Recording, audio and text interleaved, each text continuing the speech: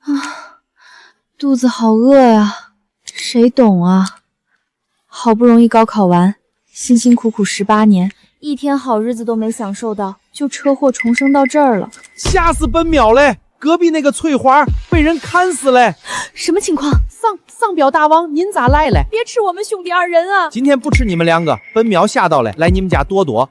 丧表哥，您也看到那个死变态嘞？太可怕嘞！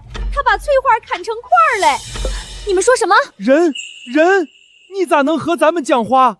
完嘞，被发现嘞！你刚才说，你看见了什么？翠花被人砍死了。那个黑衣裳的男的原本是站在胡同尾的，后来你家的煤油灯突然亮了，他才转身去了隔壁。他出来了。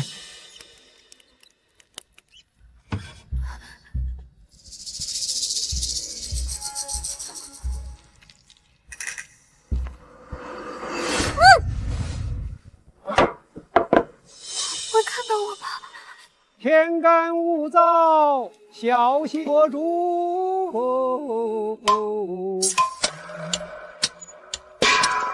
死人啦！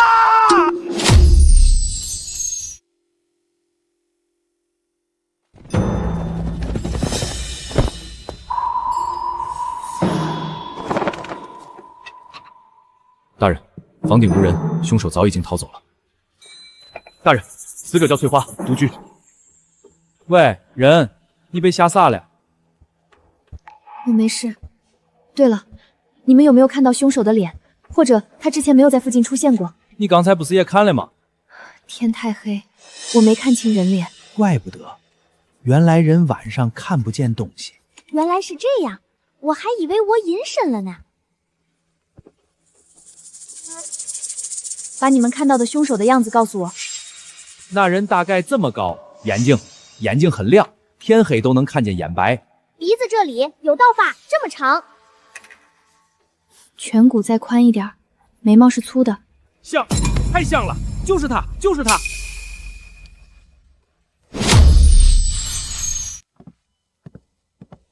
哎呀，顾大人、展大人，什么风把您二位吹来了？昨日夜里胡同发生命案，大理寺奉命排查，你们有人看到什么吗？没有，我们这绣房的姑娘们啊，天一黑就都回家了，肯定什么都没有。顾大人，我看到了。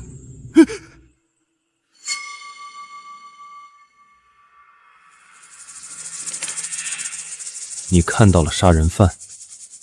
死者就在我隔壁住。我晚上起夜，看到了凶手手里拿着滴血的刀，他还盯着我的窗户看了好一会儿。夜里那么黑，你还能看清脸？我视力好得很，不过三小只说了我画得很像，那就没问题。张贴悬赏榜。是。顾大人，要是还需要画人像，我可以帮忙，一定要尽快抓到凶手啊！关键是那个凶手昨天就想杀了我，谁知道他今日还来不来？周小小，你怎么回事？这几日你绣的东西就不行，今日还想旷工？今日休假，明日再来。全大夏国谁不知道顾寒轩这个冷面阎王，只能同意休沐了。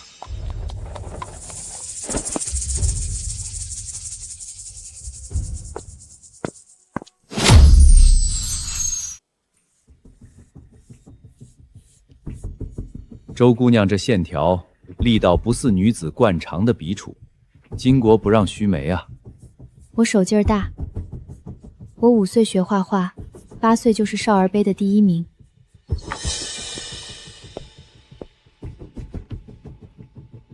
天那么黑，你是怎么那么清晰的看清凶手脸的？还是说，你以前就见过凶手？我请假帮你们大理寺画像，你竟然还怀疑我！妈妈，我好冤枉啊！我才重生到这2天。我就是问问。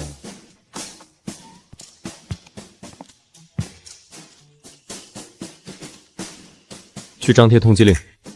是，大人，辛苦了。燕捕头一会儿送你回去。知道了。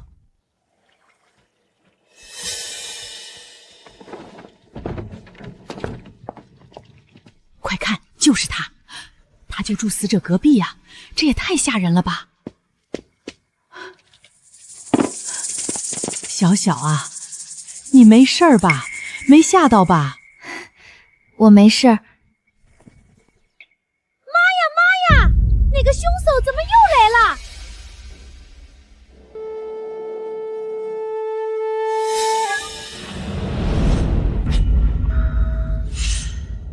凶手在那里！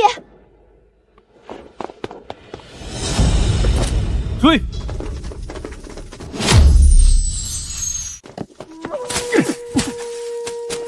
分头追！那人又回来了，不是说跑了吗？怎么还敢回来啊？凶手居然会重回现场，那只小灰雀能那么精准的认出他，说明以前肯定见过。来吧，小灰雀儿，快下来吧，姐姐请你吃大米，是大米哟。您竟然能听懂我讲话？那个杀人犯，你以前见过他吗？见过好几次呢。那他是不是住在附近？我之前飞去找大伯玩的辰光见过他。那您能带我去吗？当然啦。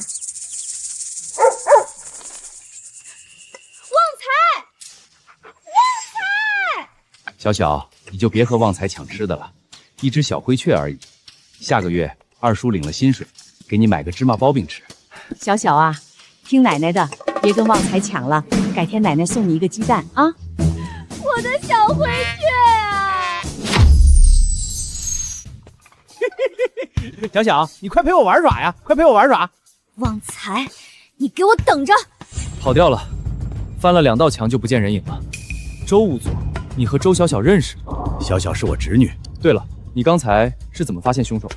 凶手的画像不是给你们了，看画像认出来的。不过，凶手能在这么短的时间内逃脱，说明他对这一带的地形非常熟悉。而且很多变态杀人魔都有重回凶案现场欣赏自己作品的习惯。从犯罪心理学上说，这叫自我满足和权力支配感。给你说了你也不懂。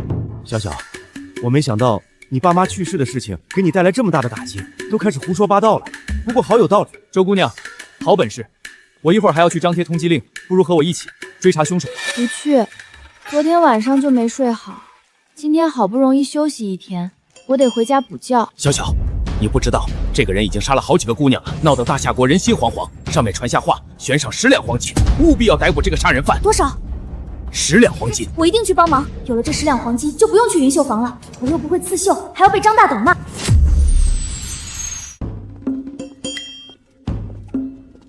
对了，那个10两黄金是足金9999吗？朝廷悬赏，还能有奖。10两黄金，换算下来够买3间铺子了。都跑半座城了，怎么一个见过的都没有？不应该啊，排除凶手的社会关系、工作、邻居，不可能没人见过这张脸。难道画像出问题了？更不可能啊！我可是全国统考第1名，不可能画错。况且丧彪和富贵他们都确认过了，很像的。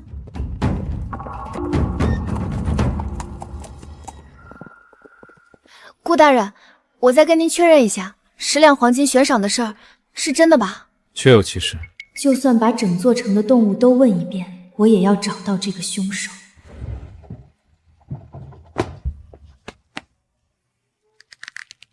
旺财，人，你想和我玩吗？要你拼命！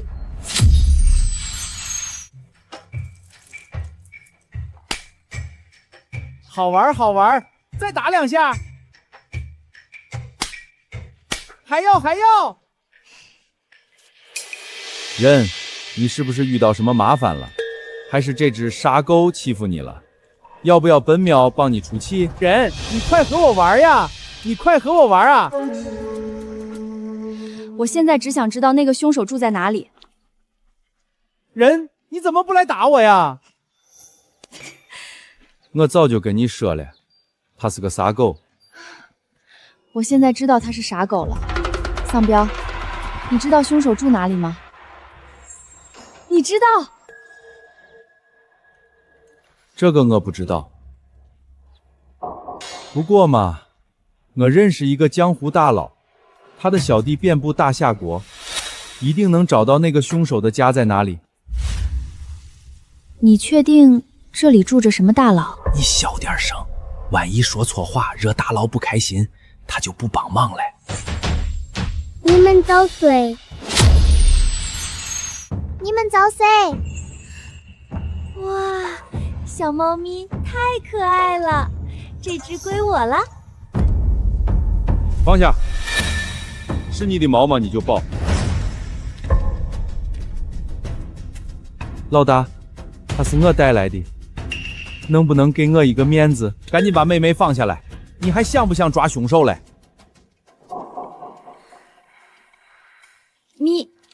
老大，你有没有见过这个人？又是这个混账东西！你认识他？几年前，他曾残害俺们猫界数十只流浪猫，此仇一直未报。对，此仇一定要报。他也杀害了好几个人类。穿过3条巷子，左拐穿过菜市场，从菜市场再向右拐，有一排胡同，有一棵歪脖子槐正对的巷口，往里走就是。具体是哪一户？当初派去查探的兄弟全被那个变态害死了，俺们猫咪一派才被迫搬到了这里来。放心，这次我一定会为他们报仇。顾大人要是能力不行，案件可以移交宗人府，本官可以代劳，帮你们大理寺查清楚。杜大人还是先把自己的卷宗解决好，你们宗人府的卷宗堆的都比人高了，杜大人还不急吗？顾大人，我找到凶手住在哪里了。这位是云秀房秀娘周小小。顾大人也是病急乱投数了，如今都要靠女子破案了。你给我等着，夜里我就去你家，把屋顶的瓦都掀了。你还是先帮你家大人破案吧。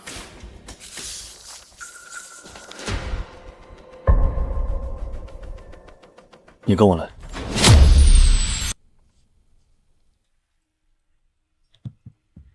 你是怎么知道的？我碰见那个杀人犯了，就悄悄跟踪他。他从巷口出来，我隔着半条街跟着，看他拐进了甲子胡同，再没出来。下次有这样的事情，把响箭朝天发射，大理寺的人会立刻赶到，不必冒着危险去追。嘻，还别说，这个顾寒抽还挺帅气，说话声音也好听，长得也帅气。只是现在还不知道具体是哪一户。我看他进了胡同就再也没出来，那个胡同是条死胡同，所以判定他应该就住在这条胡同的某一家。夜已深，明日一早，大理寺的人就去过去。大理寺的人已经去抓那个变态了，很快就能帮那些被虐杀的猫咪报仇了。人，谢谢你。不用客气，都是我应该做的。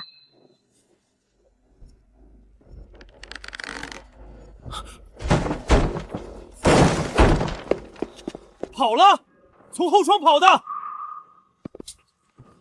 顾大人，他在这里。死丫头，你找死！人，你放心，俺会保护你。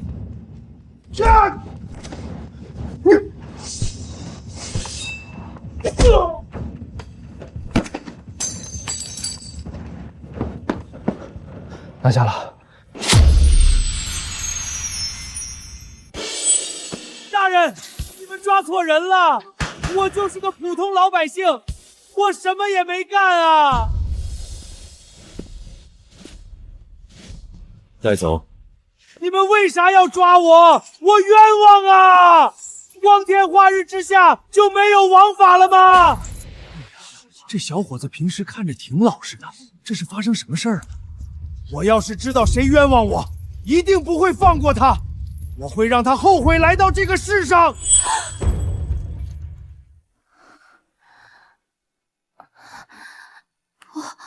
不要过来！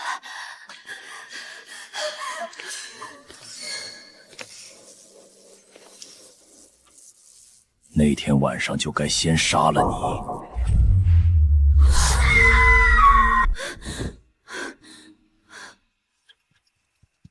主人怎么了？应该是做噩梦了吧？昨晚回来就不太对劲儿。还好是做梦。不行，明天我得去大理寺，不把那个人彻底关进去，我睡都睡不踏实。他死活不肯承认，嘴巴硬得很，说不定还要被放出来。那10两黄金，必须卷宗结案才可以。如果没有关键证据，是不是他还会被放出来？按律例，若3日内无物证，只能放人。完蛋了，那个杀人犯看我的脸看得清清楚楚，放出来头一个要报复的就是我。在没有找到关键证据保证我的安全之前，还是先不去云秀房了。命都没了，要钱有什么用？是不是需要找到证据就能定他的罪？是。那我能去找找吗？那间屋子我再去翻一遍，说不定有遗漏的地方。展峰，务必寸步不离地跟着周姑娘，保证她的安全。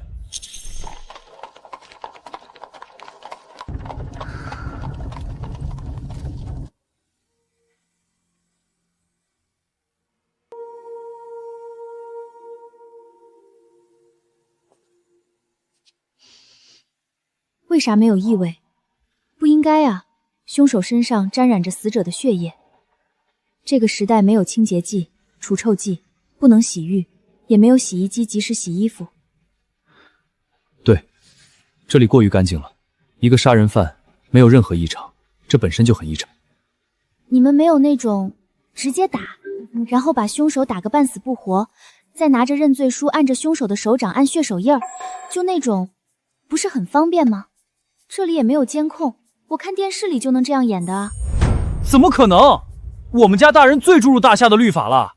好吧，那再找找证据。这个死变态太精明了，还懂得狡兔三窟。谁在讲话？可惜这些愚蠢的人类，一个个都跟沙子似的。你们能出去外面吗？我想一个人在这里待一会儿，安安静静的翻一翻。行吧，一炷香的时间啊，我们在门口守着，有事喊一声。没问题，一炷香，说话算话。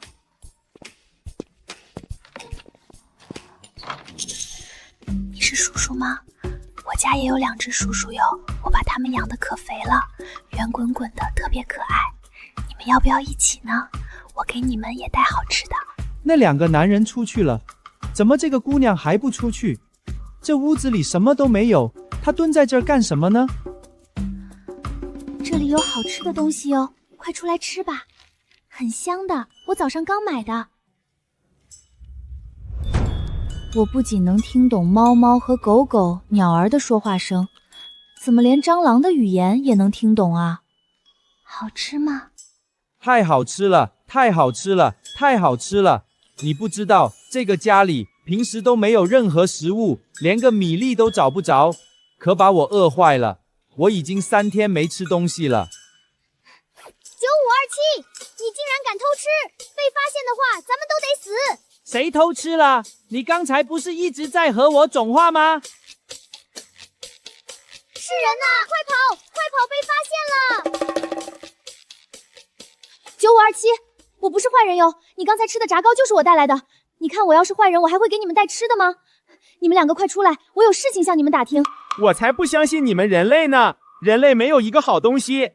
就是上次那个死变态看见了688号，二话不说就直接一脚踩死了。688号连个全尸都没留下，你说我们凭什么信你？我周小小对天发誓，绝对不踩死你们。是真的吗？你真的不踩我们？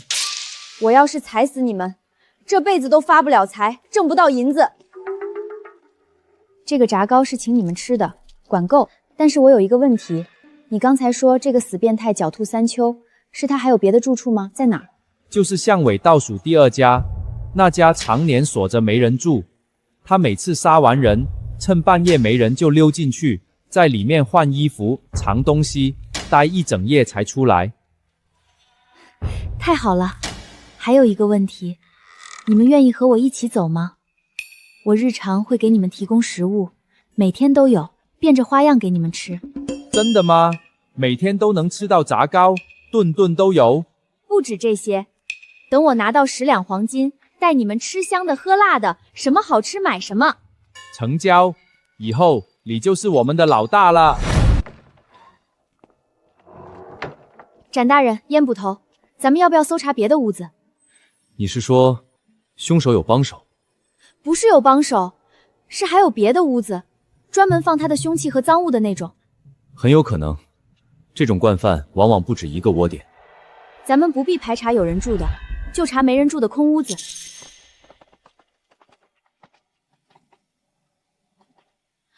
这屋子闹鬼，大半夜的经常听到里面有动静，脚步声、搬东西的声音，吓得我们整条巷子的人晚上都不敢出门。应该就是这里。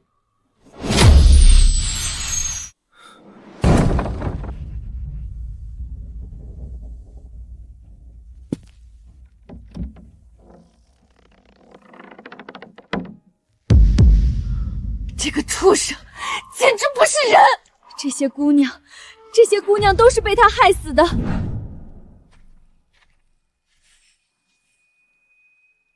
交代吧。你们是怎么找到的？不可能，那个地方没人知道，你们怎么找到的？签字画押。凶手已经认罪了，供述画押全部完成。这次能这么顺利把凶手逮捕归袋，还要感谢周姑娘的帮忙。若非你提出第2处屋子，此案恐怕还要拖延许久。不用客气，不用客气，举手之劳，就按照咱们之前约定的那个数来就行。展峰，把木匣子给周姑娘吧。我有钱了，10两黄金，这辈子没见过这么多黄金，再也不去那个云绣坊了，老娘辞职。你就是不想去云绣坊，也该把契书拿回来了。人气不在你手里，你就不算自由身，在城里没办法正经生活。差点把这件事给忘了，光顾着高兴了。我明日就去找张大牛，把我的契书拿回来，赎身走人。羡慕吧？就不给你吃，谁让你吓走我的小灰雀的？人，快给我吃鸡腿儿！快给我吃鸡腿儿！丧彪，别在墙根底下晒太阳了，回家吃烤鸡。这个鸡腿给你们吃。烟，你发财了。丧彪是这次的大功臣，一会儿还要跟我出去，再买1只给美美吃。剩下的都是我的了，谁也别给我抢。老大，你不要死啊！你醒醒啊，老大！发生什么事情了？人，你救救我们老大吧！老大是为了护住我们才被那些狗围攻的。你救救我们老大吧，求求你了，我给你磕头。这是怎么回事啊？谁把他打成这样的？是城东的流浪狗，来了7、8只，冲进庙里就咬。老大把我们全都挡在身后，自己冲上去跟他们打。怎么办啊？这也没有宠物医院啊，我怎么救他呀？刀伤草和繁裂这2种都可以。我知道了，电视剧里看到过，刀伤草止血消炎，繁裂促进伤口愈合，我记得。这草需不需要洗一下啊？算了，直接嚼吧。你现在受伤了，我先把你带回我家养伤。还有小三花，它这么小一只，在外面肯定没法自己活，我带它一起走。人，我看你就是想要美美，你是不是早就盯上小三花了？我就喜欢美美，你管呢？有本事你也长这么可爱啊！老大，你没死啊？太好了，吓死我了！一群流浪狗而已，暂时还伤不了我。等我伤好了再去找他们算账。别装了，你差点死掉，知不知道？这里还有药，我跟大夫说家里有人被狗咬伤了，大夫给开的方子，我熬了1个时辰，趁热喝点吧。要是旺财也来，我家都快凑成一条完整的生物链了。等下我要出去办点事儿，只能带9527和377。我知道你们有些物种之间是天敌，猫吃老鼠是天性，但现在你们都在我家，都是我的同事，任何鼠鼠、猫猫、虫子都不许吃同事。谁要是管不住自己的嘴，我就把谁赶出去，说到做到。听到了，老大。周小小，你怎么回事？不是和你说休不下1日吗？你自己掰着手指头数数，你几日没来了？这个月的工钱还想不想要了？老娘不干了！我有钱有身材，追我的人从这里排队到法国，谁稀罕你这破地方？你以为云绣坊是什么地方？你想来就来，想走就走。当初你二叔说了半天的好话，我才答应让你进云绣坊学徒的。如今你手艺学成了，就想拍拍屁股走人，门儿都没有。还有我上次跟你说的事儿，当我第5房妾室，你想的怎么样了？我可给你留着正儿八经的名分。个死变态，都5房了还惦记着原主，老东西也不怕自己腰子不够用。小小，别说气话了，赶紧来坐下吧。你走这几天，绣架上的活都堆着呢。我知道那个张大牛没那么好说话，一会儿让他们帮我去打探打探，张大牛把原主的契书藏在哪儿了。这个死变态一把年纪了，还骚扰原主，今天不把契书拿到手，我就不走了。就是这件，小心些。楼大方桑。恶心死了！我这辈子没见过比他还恶心的人类。别看了，别看了，办正事要紧，找气虚，找气虚。虽然我有一些美术功底，但刺绣是件慢工活，需要静下心来一针一剑的刺，急不得。难怪安陵如他娘眼睛会瞎，这搁谁眼睛不瞎？古代又没有护眼灯，这丝线还这么细，我这才2针眼睛就开始花了。小小，你这几日怎么了？魂不守舍的。你以前绣的可快了，而且整个云绣服就属你绣的活最细最好，被杀人犯吓到了。前几天在大街上撞见那个杀人犯被抓，他瞪我的那个眼神，我现在想起来还做噩梦。没关系，刺绣的事你不用担忧，你绣不完的地方，我明日早点来帮你补上。这个人真挺好啊，估计是原主在这最好的姐妹了。不过我拿到契书就要离开这个了。周小小，今天不绣完这一整幅，你别想走。绣不完，今晚就给我睡在房里。小小，我先回家了。找到了吗？在哪儿？冇有，翻遍了柜子、抽屉、杂层都看了，冇找到貼書。不過张大牛刚才那么高兴，是因为他约到姘头。他出来的时候嘴里哼着小曲呢，说已经抚通第3户，小美人等着爷呢。这个死变态！走，咱们去抓奸，让他老婆收拾他。我有急事找夫人。你是绣坊的绣娘？是的，夫人。夫人，我刚亲眼看见张老爷去了乙子胡同第3户，您快去看看吧。夫人，就是这里。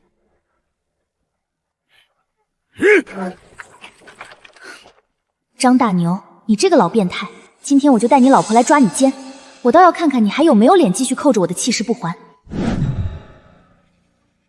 老爷，老爷，你怎么了？你醒醒啊，老爷！死了？这就死了？偷情死在情妇床上了，张大牛这辈子也算是值了。你这个贱人，你害死了我家大牛！你给我等着，去报官府！快！夫人，夫人不要，求求你不要报官，我真的什么都不知道，我也不知道老爷为什么会变成这样。就是他给那老爷们下的药，我亲眼瞅见他把药面倒进那酒壶里头的，这男的妥妥是被给药死的。谋杀，这是一场谋杀。夫人，我真的什么都不知道。这人的声音怎么会如此的熟悉？等等，这是芸娘，竟然是芸娘！芸娘那么好的人，怎么能和张大牛那样的人偷情呢？这里面绝对有问题，他不是那种人。9527，你赶紧帮我问问这里的蟑螂刚才到底发生什么事情了？谁下的毒？怎么下的？老大，你等下，我去就回，保证帮你问清楚。哥们，你看见刚才发生啥了？赶紧跟我们老大爸说哈，要中桥。我亲眼瞅见的。这女的往酒壶里搁了一撮白面面，那胖老爷们一进屋就要搂这女的，这女的一把给他推开，抄起酒壶倒了杯酒就递过去了。这酒壶有个机关窍，摁一下出的是毒酒，再摁一下就是正经好酒。那胖老爷们压根没察觉，接过来一仰脖就干了，喝完没多大功夫就直挺挺在那儿了。阴阳壶，江湖上才有的东西，芸娘一个绣娘哪来的这种东西？难道是有人给她的？那你知道他们2个是什么时候开始偷情的吗？之前有没有见过这个胖男人来过？我才搬过来2天，打隔壁墙缝钻过来的。今儿个头一回见着这胖老爷们儿，结果他就嗝屁了。老仙的事儿我是真不知情啊。芸娘到底为什么要杀张大牛？谁报的官？是他害死我家老爷的！这个不要脸的娼妇，勾引男人勾引到床上来了！我没有杀他，真的，求求你们相信我！你这个不要脸的小娼妇，整日里净想着勾引男人，勾引到我家里来了！夫人，你怎么能这样说？首先，你丈夫张大牛他也不是什么好东西。还有劳大人把这个害死我家老爷的娼妇带走，关进大牢，我要他血债血偿，一命抵一命！夫人，你醒醒啊！快来人！燕捕头，至少让他把衣服穿好吧。姑娘家的清白要紧，她这副样子被押出去，街坊邻居看到，这辈子就毁了。我不看。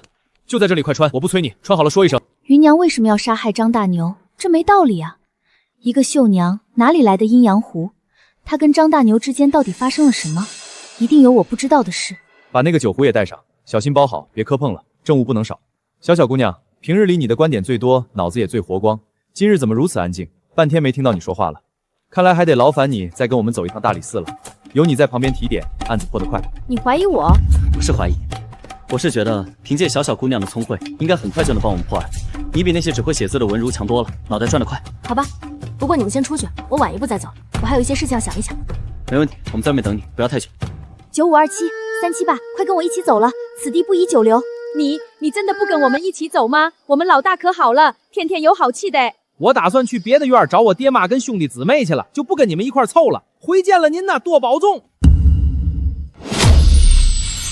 发生什么事情了？378怎么跟丢了魂似的？刚才还好好的。问世间情为何物，直叫人生死相许。老大，378这动心了？不是吧？这才再见了一面，连一炷香的时间都没有。老大，我陷入爱河了，可是他走了，我也失去了生活的动力，这就生死相许啦。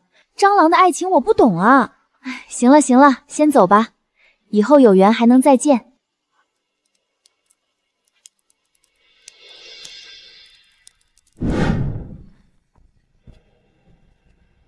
燕捕头，你在干嘛呢？这大晚上的。我活动筋骨，这案子办得久了，腰有点酸。对，活动筋骨。你胡说！我方才明明看到你把耳朵贴在门缝上，贴得可紧了，像是要偷听什么，我都看了半天了。我就是好奇小姑娘怎么如此聪慧，每次都能精准地分析出犯人的动机和线索。我想偷学2招。总不能和他说我不是聪慧，我是开了外挂吧？我能听见动物讲话这件事说出来，怕是当场被当成妖怪绑去烧了。运气好，都是运气好，误打误撞。燕捕头，咱们先去大理寺，芸娘还在牢里关着呢。还有张夫人虽然昏过去了，但也是需要录一份口供的。她醒来之后，你得安排人去问，不能漏了。没问题的，晚些时候我便带人去张府录口供。怎么和我家大人讲话一样啊？阴阳壶又称生死壶，江湖上的人用来暗杀对手，一案分生死。壶身2道机关，一道生门，一道死门。不过我倒是好奇，你一个弱女子，为什么要谋杀张大牛？你们之间有什么深仇大？我没有杀他，我也不知道这是什么生死壶，我什么都不知道。你别问我了。你既然说这酒没有问题，那你来喝一杯，喝了我就信你。我不喝。他怎么能让芸娘喝毒酒？这不是逼他去死吗？审案子也不是这么审的。他不会喝的，展峰有分寸，你放心。展峰性格就是如此，周姑娘莫要见怪，他办案一向是这个路子。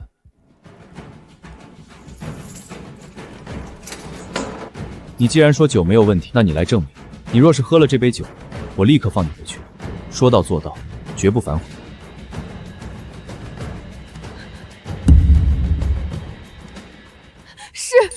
是我杀的，是我杀了张大牛，是我下的毒，行了吧？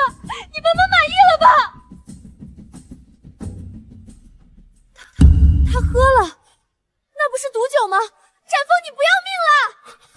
那不是芸娘那只酒壶，是同一款式而已，里面没放毒。这个展峰，小年纪如此的滑头，我还以为他真要芸娘喝毒酒呢。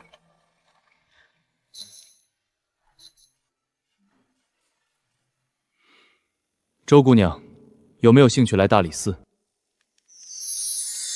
的吗？我真的可以来大理寺上班？我不是在做梦吧？那工钱怎么算？有没有5险1金？包不包吃住？工钱和燕捕头一样，每月2两银子加3段小米，逢年过节另有赏钱，差役费另算。那岂不是比我二叔的工钱还高？他当了20年的仵作才1两8，我这刚入行就2两。没错，古代考公就是方便，有人就行，不用扁试，不用面试，不用考详测申论，顾大人一句话我就上岸了。不怪我，是张大牛玷污了我，他拿我的境遇来胁迫我，我必须杀了他，我必须杀了他，我不杀他，他就会杀了我。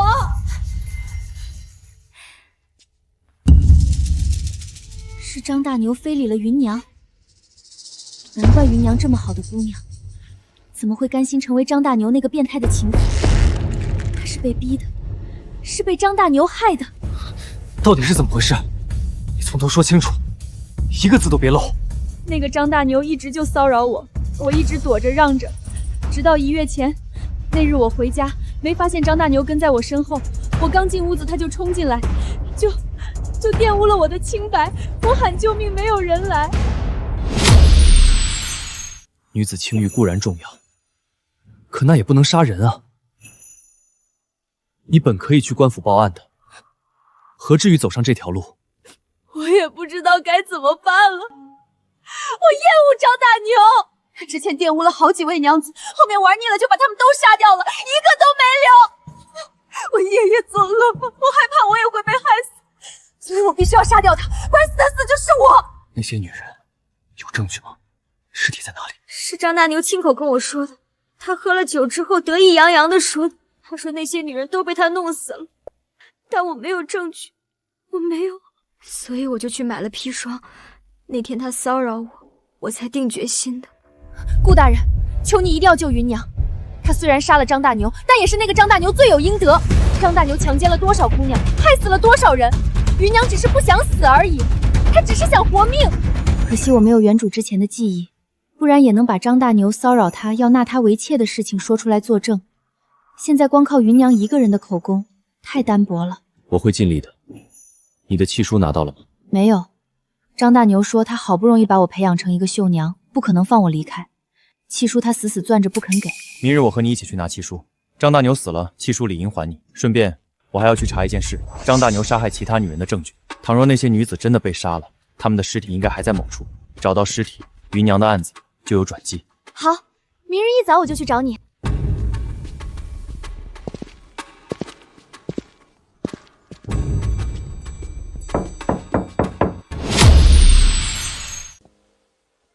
张夫人，今日来有2件事，一是周小小的契书，我需要拿走。没问题的，顾大人。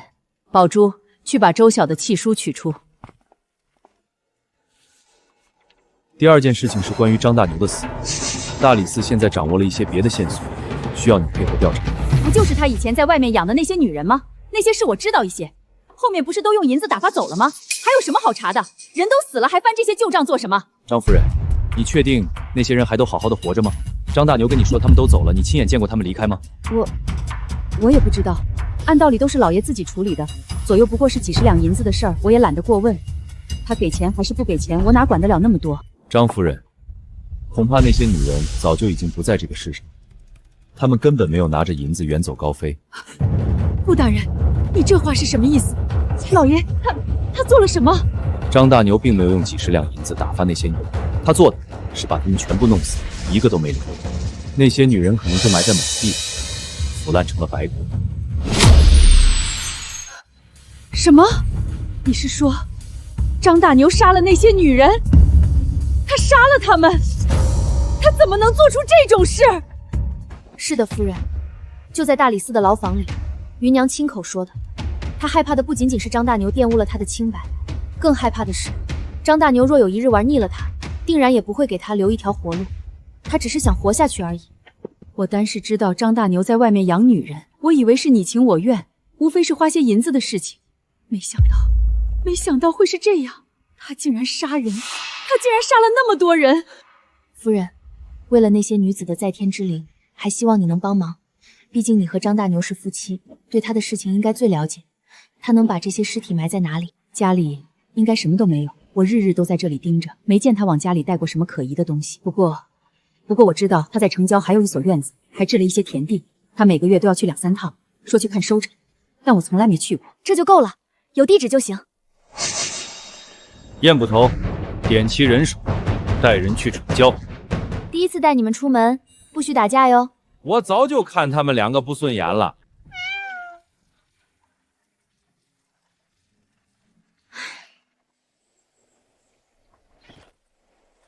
周姑娘为何还要带上猫，还有那2只鼠？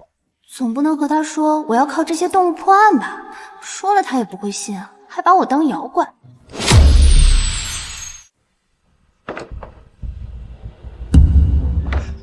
夫人已经让来通知了，让我给大人开门。燕捕头展峰，带人仔细搜查，每一间屋、每一寸地都翻一遍，任何可疑的地方都不要放过。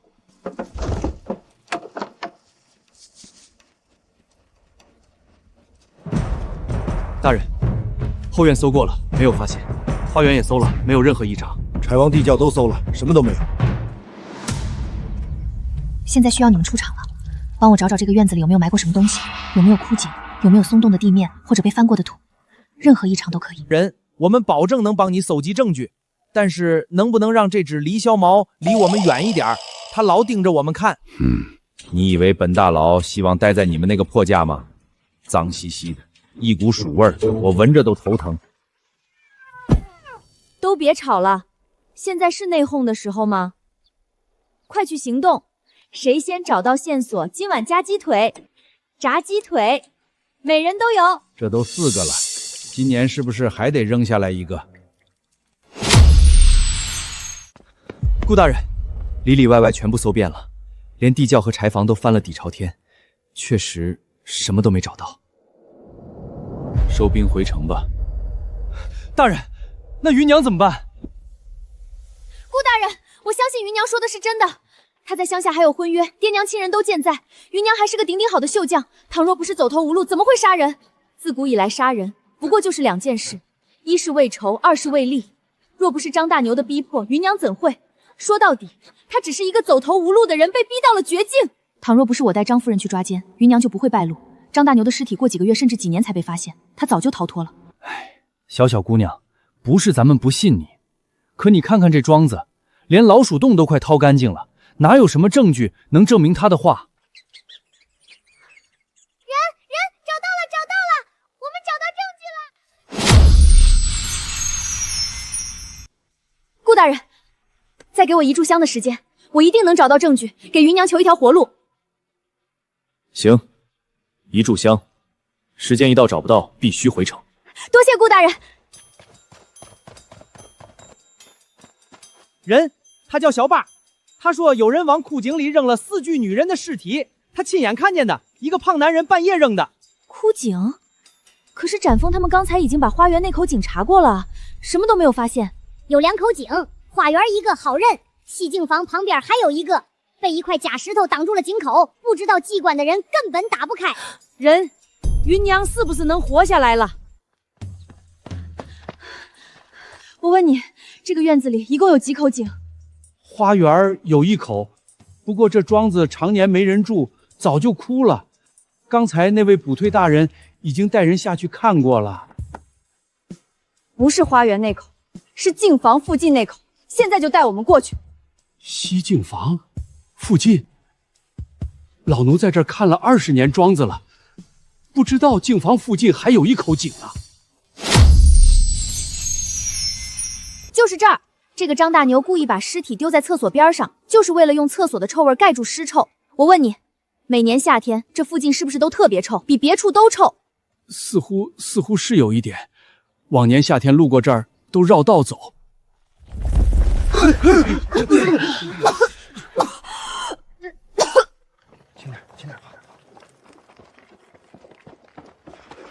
小小，你怎么样？有没有伤着？快让二叔看看。二叔，我没事，就是有点反胃。我真没想到，人类能残忍到这种地步。人，你不一样，你從來不傷害任何東西，你是好人。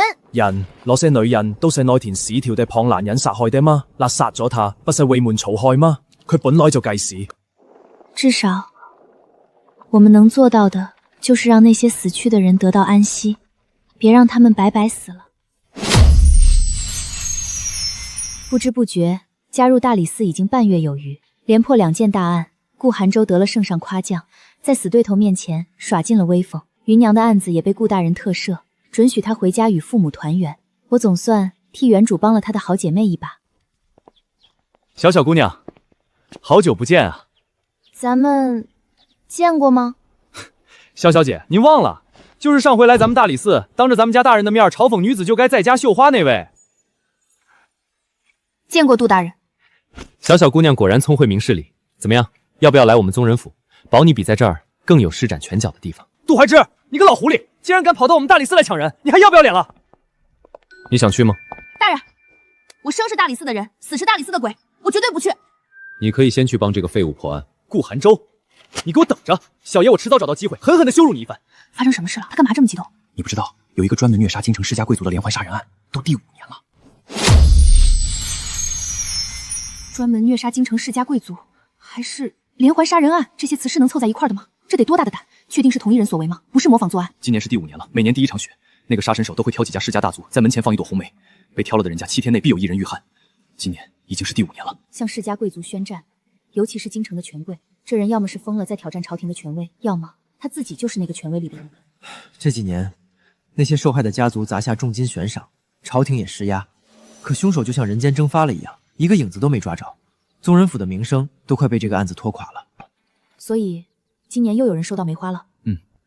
而且这次还有太傅府。现在整个京城世家的圈子，人人自危，出门恨不得带一整队护卫。之前他还趾高气扬的来朝咱们大人，我还以为他多厉害呢。现在看来，一个连环案查了5年都没破，也就那样吧。此事关系人命，你愿意去就去，倘若不愿意，我也不会逼迫你。刚才展峰说有很多悬赏，那要是我顺顺利利破了案，那些赏金是不是都归我了？只要你能破案，不仅那些家族的悬赏金都是你的，我们宗人府单独再给你备一份大礼，绝不食言。没问题，包在我身上了。今年一定把那个连环杀人犯给你揪出来。顾寒川确实跟我说你有独特之处，但我没想到你还养老鼠，而且猫和老鼠放一个笼子里，竟然不打架。鼠鼠算什么？我包里还有2只大蟑螂呢，回头吓死你。我看呀，杜大人是病急乱投医了，连女人的话都信，这案子能破才怪。杜大人，我们先去卷松是吧？梅花案的卷宗都放在3排5层架子上，我手头还有点急事要处理，你先自己看着，我忙完就来找你。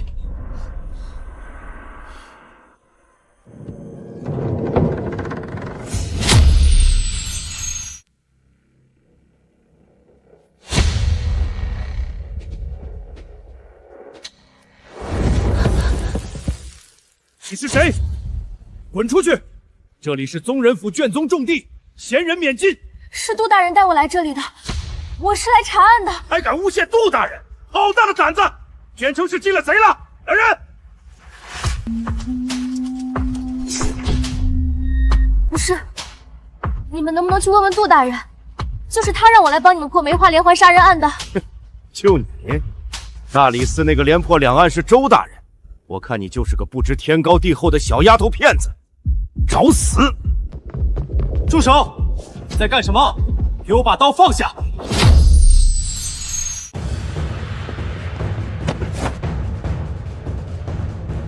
糊涂！杀了你们的狗眼！小小姑娘是我特意从顾寒秋手里求来破案的关键人物。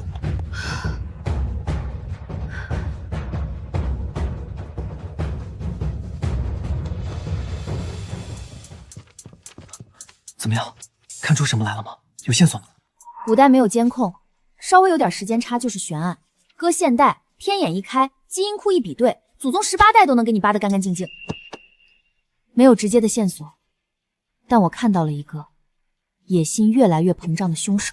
我怀疑，在第1宗案子发生之前，这个凶手一定已经虐杀过很多普通人了。那些人没有背景，没有权势，死了就死了，往山沟里一扔，谁也不会多看一眼。他是拿这些人练手的。你是说他杀人是一步步升级的，从杀平民到杀权贵？既然我已经来了，能带我去往年的案发现场看看吗？光看卷宗没用的，我要亲眼踩一踩那些地方。行，我带你去。有我的身份在，查什么都方便，没人敢拦。第1宗，死者是京城富商的公子，被虐杀在自家的卧房里。第2宗是工部郎中家的大小姐，去城外烧香礼佛，被虐杀在相国寺里。第3宗是御史大夫家的2小姐，被大白人虐杀在后花园。第4宗，中书令家的小儿子，白日和朋友去酒楼喝花酒，直到丑时已经被虐杀扔在府外的胡同口。据周围百姓描述，夜丑时有马车的声音。宗人府的马车又来了，是不是又出命案了？不会吧，那案子不是去年的事了吗？什么？今天的梅花都扔到太傅府门前了。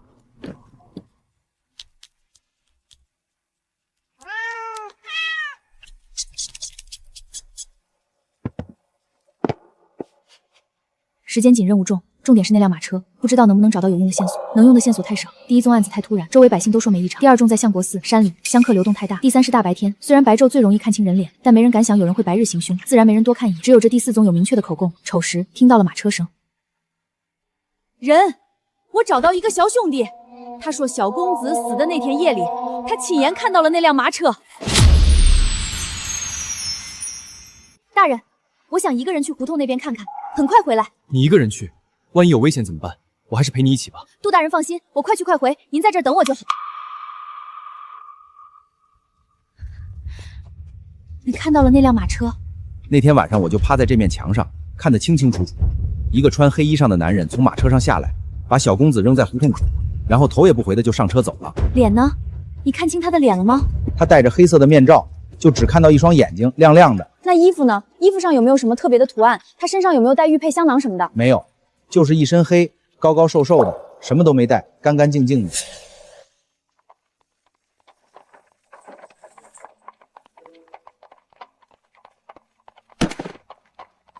人，我想起来了，那个马车上挂着一盏灯，灯上有一个图案。那琉璃盏上有一个的图案，像是一面旗子，波浪般流畅的弧线，像是被风吹动着。是这面旗子吧？没错，人，你画得很像。人，我能和你一起走吗？你是钟书令家的猫，我怎么敢的？都这么久了，富贵和茶樊还有9527和378，怎么还没回来？妈妈，我要挂了吗？人有大局在这里，富贵和茶樊他们两个不敢过来。梨花猫，你把大局带去别处。人，我很喜欢你给我撸毛，下次还帮你撸毛哈。你这个朝三暮四的人，你已经有我和美美了，还要招惹别的猫。安全了，你们快回来吧。小姑娘，我们还要去别的案发现场吗？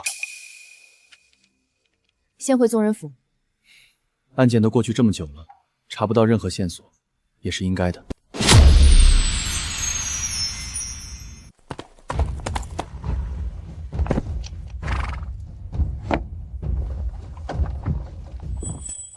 杜大人，你帮我辨认一下，这个图案是哪家用的？京城里的马车大致相似，但装饰和用的马灯都带有各自府的标志。这个图案很熟悉，本大人一定在哪儿见过，可这一时半会儿想不起来是谁家在用的。琉璃贵重，那京城里能用琉璃盏做灯罩的能有谁？京城的高门大族大多能用得起琉璃盏，还有边防的将军也能用。边防夜里风大，普通灯罩一吹就灭，用琉璃罩子才挡得住风。小姑娘，你问这些做啥？我方才在胡同里问了一个路人，他说钟书令家的小公子被杀害的那天晚上，他看到了凶手。他说那个人高高瘦瘦的，抛尸的马车上挂着一盏琉璃灯，灯罩上就有这个图案。有证人，小姑娘怎么不带他来？路人不愿意露面。杜大人，你想想，那个恶人连高门族里的公子小姐都能随便杀害，更何况他一个普通老百姓。所以杜大人，对外一定要保密，这事关很多人的性命。这凶手位高权贵，万一为了杀证人，宁可错杀1000不放过一个，就大人务必保密，万不能伤及无辜。是我欠考虑了，还是小姑娘人心善良。张青，过来，去查一下这个图案，切记不可声张。好的，大人。杜大人，今日我也累了，我先回去了。来人，送小姑娘回去。杜大人，太客气了。我和顾寒舟说尽好话，他才答应让你来帮忙破案的。要是你出了任何差错，我怎么向他交代？再说，你抱着这一堆猫猫鼠鼠的，也不方便走路。那就多谢杜大人了。谁懂啊？高考完直接当牛马，人生最苦的阶段和最苦的阶段让我无缝衔接上了。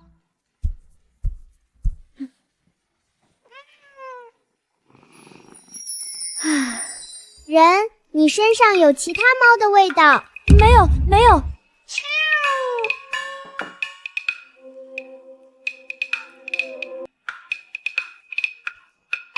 你们怎么了？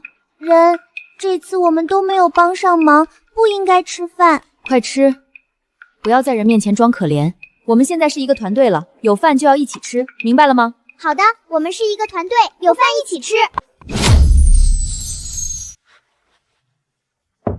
人，快起床来！上学需要早起，当牛马也需要早起。唯一一个不用早起的大学阶段，还和我无缘。老天奶，你为什么要这样对我？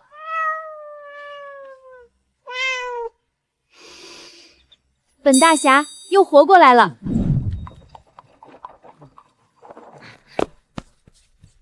小姑娘，我们已经找到那个图案，是谁家在用了？这么快？这是威远将军在边防所用的军旗，是用来震慑外邦的。威远将军回京以后，这个图案也一直在用。府上灯笼、器皿上都刻专属的标记。本官连夜派人悄悄去查看了，他们府上的琉璃灯确实全部都有这个图案。那就没问题了，现在就需要人证了。小小姑娘，能不能让那些路人来佐证？本官向你保证，一定护他周全，绝不会让他受半分伤害。天啊，我去哪里找个路人？还是碰巧在中书令小公子被杀害那天晚上，亲眼看到凶手马车的路人。我总不能把大局报过去吧？让一只猫当证人，我疯了！杜大人，我们亲自去威远将军府上拜见。只要让我进到威远将军府，我自然能找到证据。我答应过要替路人保密，自然遵守诺言。杜大人，放心，我一定还能找到其他证据。好吧，那就去威远将军的府上吧。不过那些猫猫鼠子能不能就别带了？没问题，看来只能带9529和378了，随身携带比较方便。不过想要得到更多线索，可能还需要把2只蟑螂留在威远将军府上。不知杜大人近日前来，所谓何事？不知杜大人今日前来，所谓何事？本官最近查到一些关于梅花杀人案的线索，还希望威远将军配合调查。杜大人，请跟我来，去请小将军回来。只有萧景臣在吗？我家老将军月前去了边疆，眼下只有小将军在京中。无妨，威远将军身宽体胖，本官就只见小将军即可。小小姑娘说过，那个凶手高高瘦瘦的，威远将军身材高大又偏胖，自然不可能是他。原本本官还担心，若是威远将军在，还要费些功夫对付。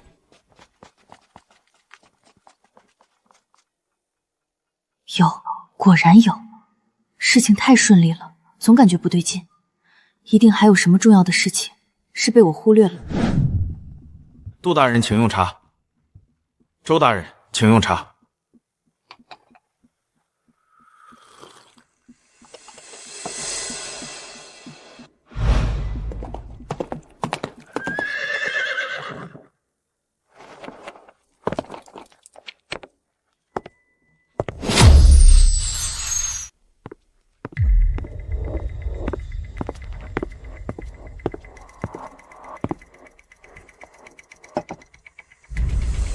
杜大人，怎么有空来威远将军府？还不是为了梅花杀人案来的？小小姑娘，你没事吧？无妨无妨，有劳杜大人挂心了。这个杜怀之讲话这么直接吗？我看电视剧里高手过招不都是点到为止，然后说话兜圈子才能见血封电吗？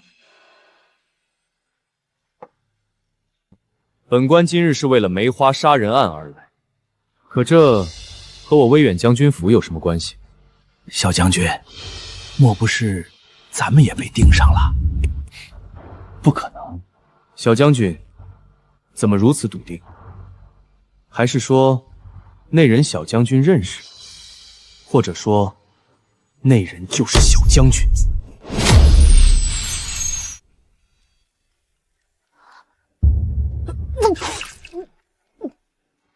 看来是我高看杜怀之了。就凭他天天去大理寺找顾寒舟斗嘴，我就该判定他不是个稳重的人。不好意思啊，不好意思啊。杜大人，何出此言？去年冬至前，中书令家的小儿子被杀害的那天晚上，有人亲眼看到你从马车上把尸体扔在胡同口了。大人所说的证人在哪里？大人即说是黑夜，到底是什么样的人，能在黑夜看得清清楚楚，就判定那是我的脸？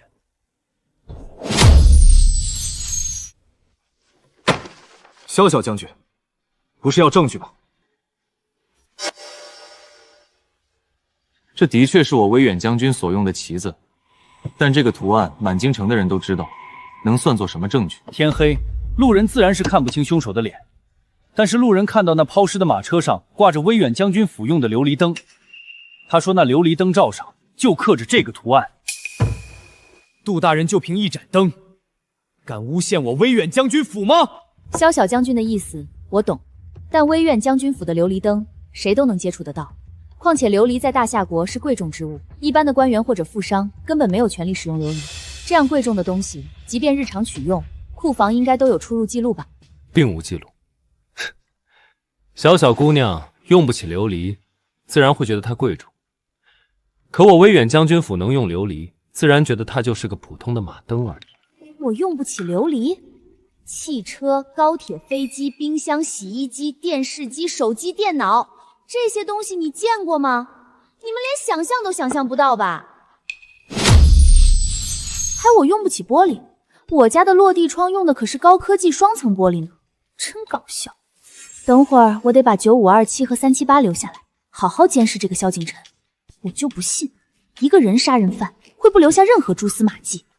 萧景琛，你不必在这顾左右而言他阴阳怪气的。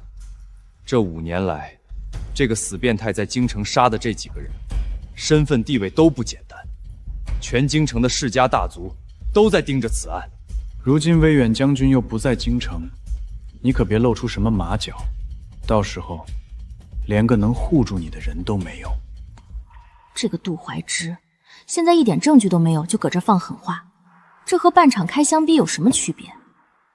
还是顾寒舟情绪稳定，办案靠谱。那杜大人可要受累，好好查查了。萧景琛，你找死！杜大人且慢，关键是，去年我家小将军不是去边疆押送粮草了吗？将近年关才回来啊。钟书玲家的小公子被杀害的那段时间，我家小将军根本不在京城啊。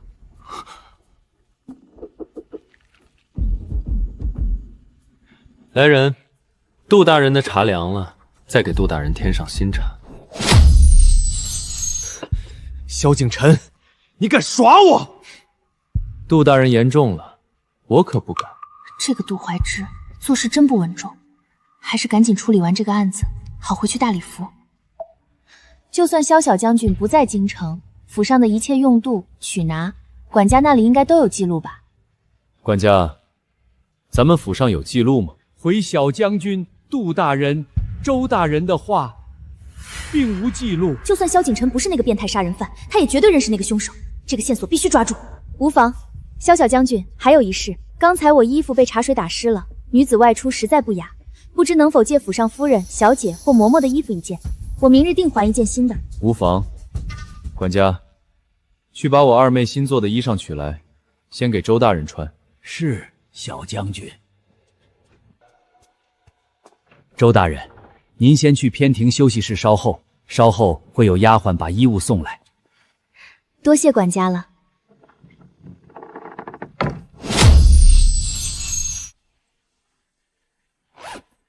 你们两个一会儿就去盯着萧景琛，他说了什么话，做了什么事，见了什么人，全都给我盯住了。我明日再来接你们。冇問題，包在我哋身上。放心，放心。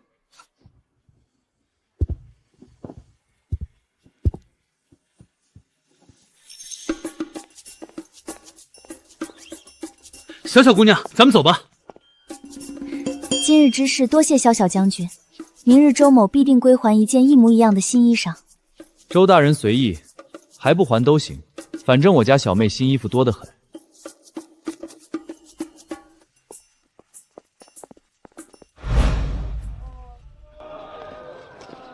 小姑娘，你就是太善良了，还真给他买一件新的。我看啊，就算凶手不是萧景琛，这人萧景琛也绝对认识。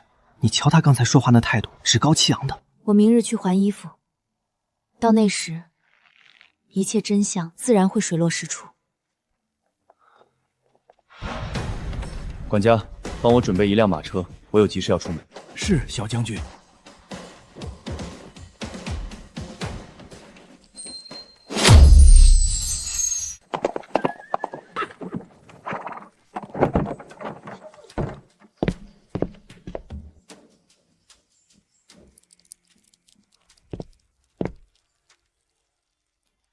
端王府，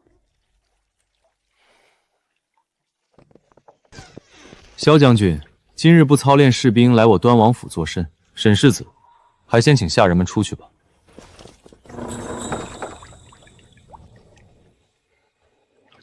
世子，方才宗人府的人来了。杜怀之那个草包说，去年钟书令家小公子被杀的那天晚上，有路人看到了马车。那路人虽没看清凶手的模样，但看到了马车上的琉璃灯盏，有我威远将军府军旗的图案。莫不是萧兄来找我救命？世子莫不是忘了，我去边疆押送粮草了。只是我记得去边疆之前，有次你我在百花楼饮酒，天色已晚，我不小心撞坏了你马车上的马灯，便让下人把威远将军府马车上的琉璃灯送了你。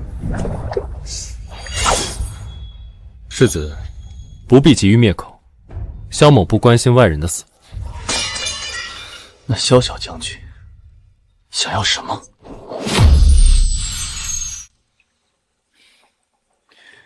我记得定国将军一直与您父子不睦，本世子会找到机会把他弄走。世子放心，我一个字都没和杜怀之那个草刀说过。这世上不会再有第三个人知道这件事了。小姑娘，我现在该怎么办？我明日还衣服回来之前，你什么都不用做。好的，好的。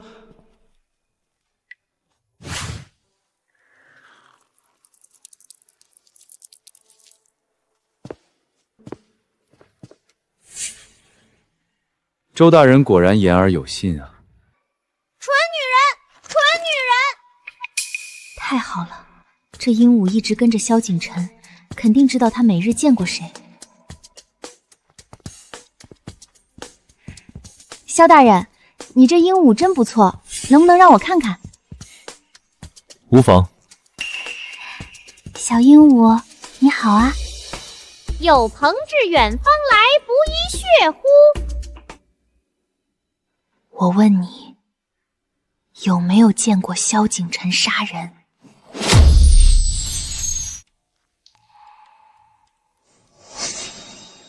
周大人，你在和我的鹦鹉讲话？管家，管家！萧将军也能听懂动物讲话？这只鹦鹉自幼跟着我，我找了3位老师傅才教会它讲话。我操，忘了这茬了。我小时候家里也养过鹦鹉，见到鹦鹉比较亲切，就多聊了几句。我还有事儿，先告辞了。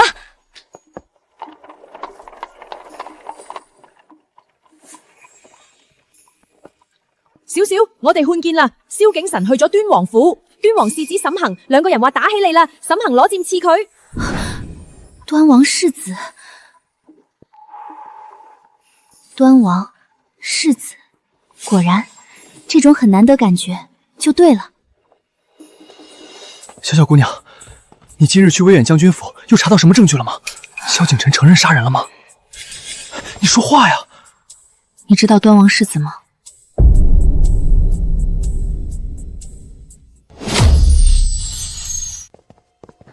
端王是皇帝的亲弟弟，端王世子沈恒，那是皇帝最疼爱的侄子。果然。是足够有权势。你问这个做什么？我做了一个梦，梦里说我们查错方向了，端王世子沈恒才是那个杀生犯。小姑娘，你说的话我信，可关键是得有证据啊！那可是端王府，你和我加起来，再加上顾寒轴，都不够人家砍的。行，我尽快找证据。那咱们能去端王府吗？用什么借口？让我想想，那就去。反正满京城人都知道我是草包，我也无所谓了。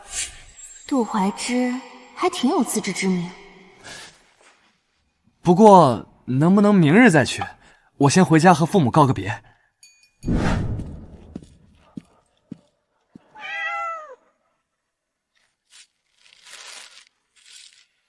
万一我嘎了，以后就没人喂你们了。人，快来和我玩！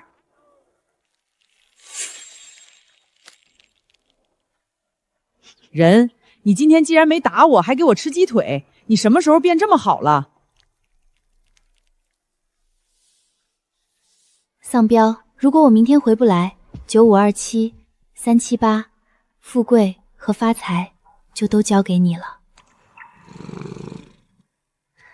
梨花。你就带着小三花继续去流浪吧，别被人抓住。总要给顾寒轩告个别吧。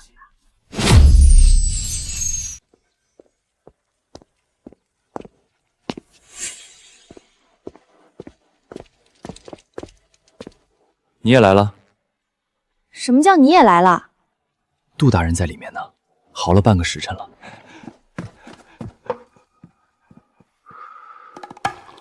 顾寒州，你一定得救我啊！之前是威远将军府，我还有点把握，可现在是端王府啊，我该怎么办啊？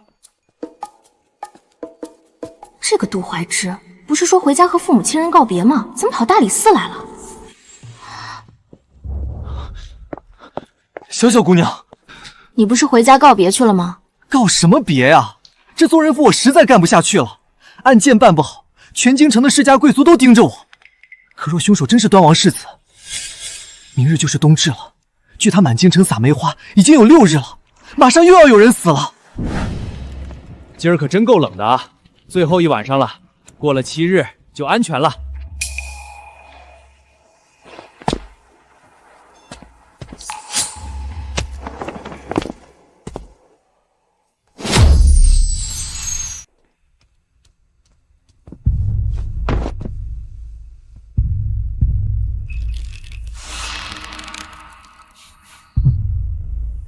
大小姐，听说那梅花杀人犯又要在京城杀人了，您不害怕吗？我乃太傅之女，谁敢杀我？况且父亲已经在外面安排好了巡视的士兵，不会有事的。你是谁？6日前在你们太傅府门前留了梅花，今日自然是要来的。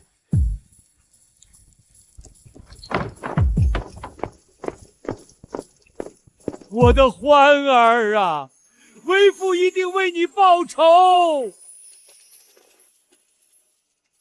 可惜啊，大小姐平日最良善，没想到竟落得如此下场。可惜我才咬了她一口，就被她一脚踹飞了。谁在讲话？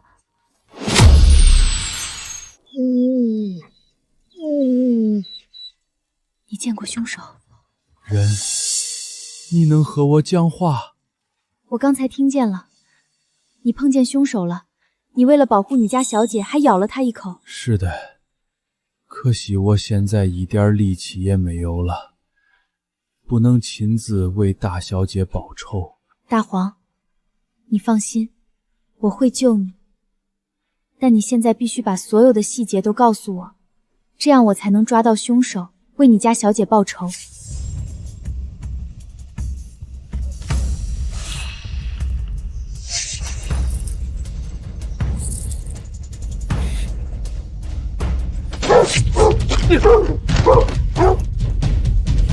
他还拿走了大小姐从小佩戴到大的长命锁。凶手受伤了，大黄咬了他，而且拿了一件象征死者身份的东西。我猜他每个死者都拿了一件，藏在某个地方，在某个变态的夜晚，偷偷拿出纪念品，欣赏自己的成果，回味杀人时的细节。顾大人，来这里！我发现狗子受伤了，狗嘴里叼着这个，他应该咬了凶手，凶手也受伤了。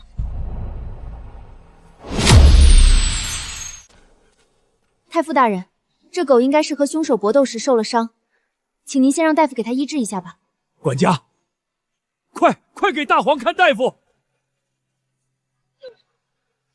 太傅大人，凶手刚犯了案，还受了伤。从现在起，大理寺会和宗人府一起合力追查这个凶手，一定还死者一个公道。直接去端王府。这样做会不会太鲁莽了？眼下只有一块布料，还不能断定沈恒就是凶手，总不能说是做梦梦见的。那就说有路人看见黑衣人翻墙进了端王府，我们这样做也是为了端王世子的安全，万一那变态再伤害世子呢？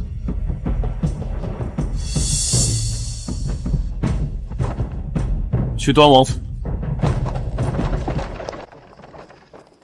大理寺和宗人府真是好大的胆子，竟敢连我端王府都敢闯吗？王妃息怒，并非有意冒犯，只是有路人看到黑衣人翻墙进了端王府，我等也是为了端王府安全着想。胡闹！我端王府守卫森严，不会有任何危险。王妃还是小心些为好。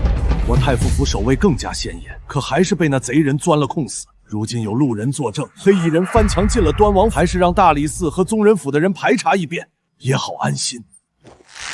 请进。请进。不过，倘若几位没有在我端王府搜到可疑人员，那就别怪端王爷回来不客气了。若是没有搜到，这样也保证了王府安全。王妃何出此言？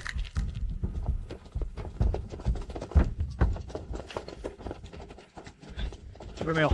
两位大人，搜查了这么久都没有搜到黑衣人，是不是该离开了？昨夜小女被害，如今黑衣人躲在你端王府，我们也是为了端王府的安全。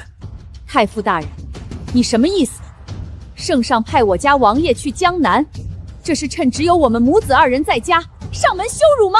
顾大人，西院全部搜过，没有找到。顾大人，东院也搜过了，没有发现。杜大人，北院和后花园都搜了，没有异常。整个端王府都搜查了吗？这凶手手段残忍毒辣，为了王府的安全，务必要搜查认真些。还有世子住的暖身居，没有搜查。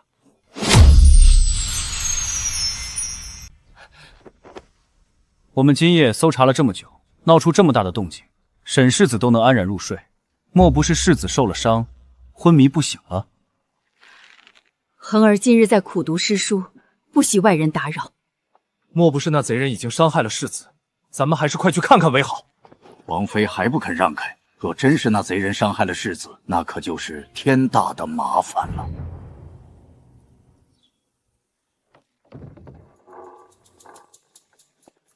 方才本世子一直在苦读圣贤书，不知各位大驾光临，还望见谅。方才奴婢已经把院子上上下下都排查过了，并无异常。人，他在说谎。他说谎。方才你们搜查院子的时候，他在屋子里摔东西，打了几个下人，他的右腿受伤了，流了好多血。既然没有找到凶手，咱们就去别的地方吧。走。周大人最近很出名啊，听说之前大理寺的2件连环杀人案也是周大人找出的关键证据。不如留个地址，万一一本主撞见那梅花案的凶手，也好给周大人提供线索。若是世子有线索，直接去宗人府即可，不必劳烦周大人。萧兄来见过我，他说你们也去了他府上，周大人还去了2次。萧兄说周大人神神秘秘的，还想跟鹦鹉套话呢。可惜啊，本世子没养鹦鹉，没法让周大人套话。不对啊，不是说太傅家的狗咬伤了那个凶手吗？咱们为啥不直接查看一下沈恒身上有没有伤口？沈恒的右腿确实受伤了，那为啥不直接逮住他？我知道，咱们需要证据。大家都累了一夜了，白日就回去休息吧。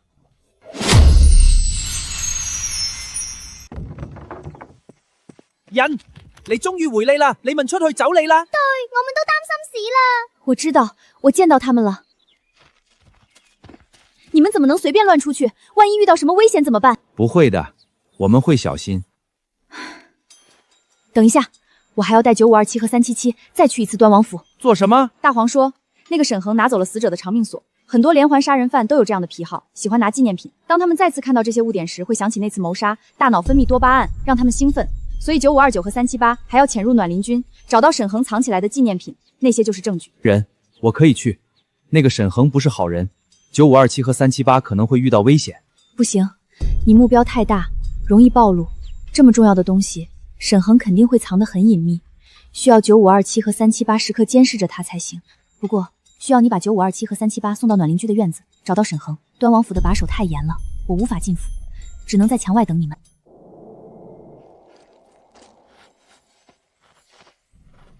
放心吧，怎麼樣？我已經把9527、378放到沈恒身邊了，他們就在暖寒局的房梁上，沈恒發現不了。接下來就看9527和378的了。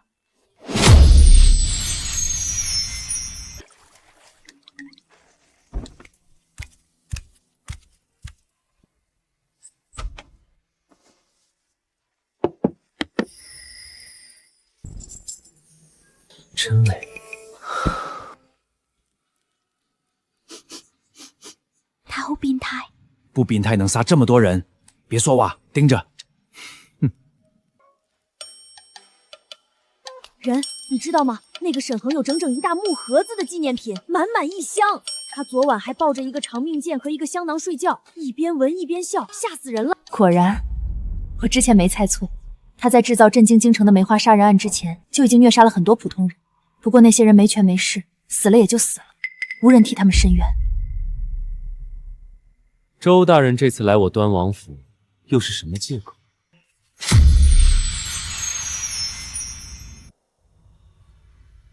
只是路过而已。沈世子为何如此紧张？你一个人来的？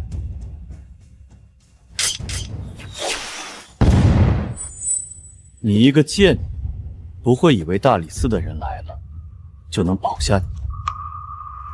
我当然知道沈世子位高权重，又是你们皇帝最疼爱的侄儿。你们皇帝，你们这样的贱民，为什么要来惹我？我一定要亲手杀了你！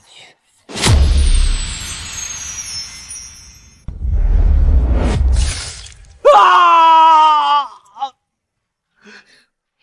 你他妈给我装什么变态呢？人，快跑啊！来人，给我抓住他！敢伤害本世子！这是我给周小小的响箭，他遇到危险了。燕捕头，你去通知宗人府和梅花案所有死者的家属，让他们去端王府。好的，大人。展峰，跟我去端王府救人。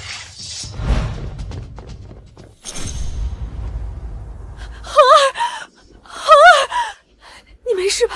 母妃，这个贱人竟敢踢我！来人，给我乱棍打死这个贱人！竟敢伤害世子！住手！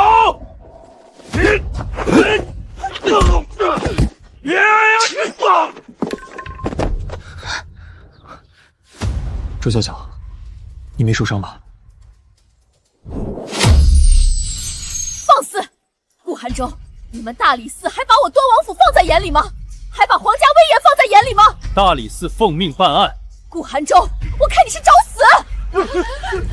到底是谁找死啊？沈恒的卧室里有一个花瓶，只要扭动那个花瓶，就能打开一道暗门，里面全是他杀害所有人的证据。张青、展峰，你们两个去搜查沈世子的卧室。杜大人，找到了。这是我家花儿的长命锁呀！这是我儿子一直佩戴的，是我送他的。聪明的女儿啊！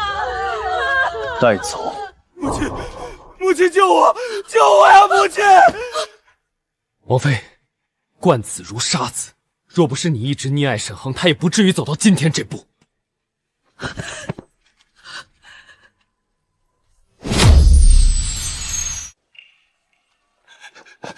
你别走，你别走！杜大人，你干什么？这么多人看着呢。能不能别走？我好不容易才遇到一个能破案的。杜大人，咱们当初说好的，案子结了我就回大理寺。我知道啊，200两黄金我也给你了。你能不能不要走啊？杜大人，我是大理寺的人，只要你一句话，你也可以是宗人府的人。我去跟皇上说。杜大人，人生难免有别离，该放手时就放手啊！我不放。顾寒区都那么厉害了，你就不能留下帮我吗？啊！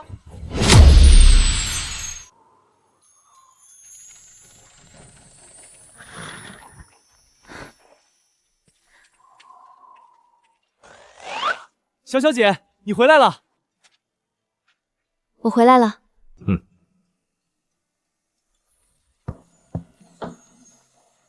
晚上去东街那家羊肉馆子。好啊，老大买单，今天又有口福了。好，我也好久没吃火锅了。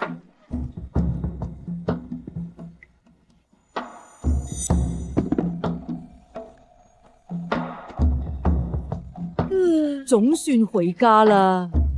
還是大理寺好。是啊，回家了。